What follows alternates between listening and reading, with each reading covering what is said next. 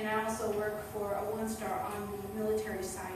I help them set up their programs and ensure that the soldiers that come to us with their issues and or civilians, that we address theirs, we're the voice, and we ensure that they're treated with dignity and respect. On the other, I'm here today, and I'm really excited to speak to seniors, because it's about giving back in life. What you give is what you get back. And you're all getting ready to graduate, and I want you to know that there are positions out there that you probably have not even thought of. You're going to go to college.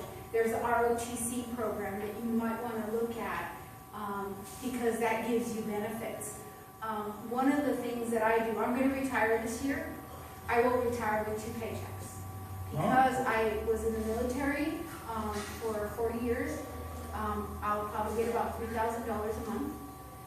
For my civilian job, I will retire and I'll probably get about another $2,500. And then for Social Security, I probably will be banking anywhere from $7,000 to $8,000 a month and not be working. So I tell you that because if you were to join the military at 18 and went active duty, you would retire at 38. And depending on the rank you received, you would get that paycheck at the end of 20. And then you could go on and get a Department of Defense job, and not just in the Army, in the Air Force, in the Engineer Corps, in the Forestry Service, and become a military technician or become a Department of Defense civilian and retire from there. We call it double dipping because we get 2 retirement checks. Okay, so a little bit, that's about me, and that's the me for you. What's out there to become an equal opportunity specialist? You do need a degree, probably in sociology, psychology, personnel management, human relations.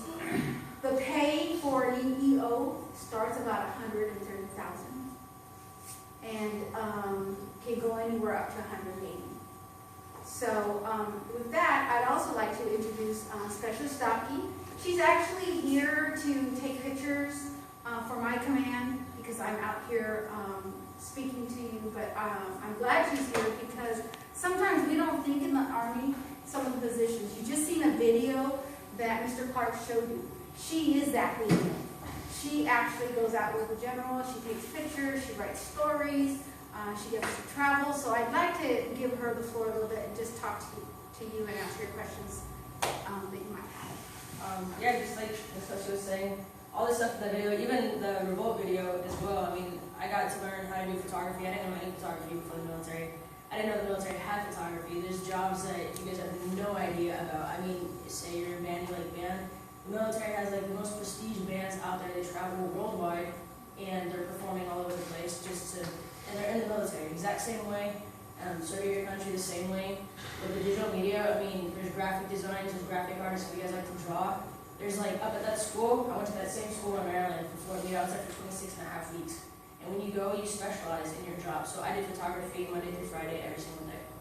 And if you do that, whatever job you pick, you're gonna specialize in the military. So I mean, we learned video, we learned photos, we were in the news network area, how they were talking about how they had, the same way you see it on television, we have television prompters, you're switching TV screens, you're doing all that kind of stuff, interviewing people, putting together video packages, editing video like they are on the videos you guys just watched. We learn how to edit them and stuff like that too. I mean, there's every type of job you can think of in the military that you guys would not even think that would be out there. Everybody thinks if you join, you're just going to be on the front line shooting a weapon, and that's all you do. I mean, there's veterinarians, there's artists, there's dental hygienists, everything that is on the civilian side, they pretty much have in the military. Finance, you can get, learning finance initially. If you join the reserve, you can go learn that job, come back and get a job with the bank, working full-time, and you're part-time military. And if you're part-time military, you got money for school as well, and you can still build up a retirement. So there's endless opportunities in the military as well, especially if you guys don't know what you want to do. It's something to look into.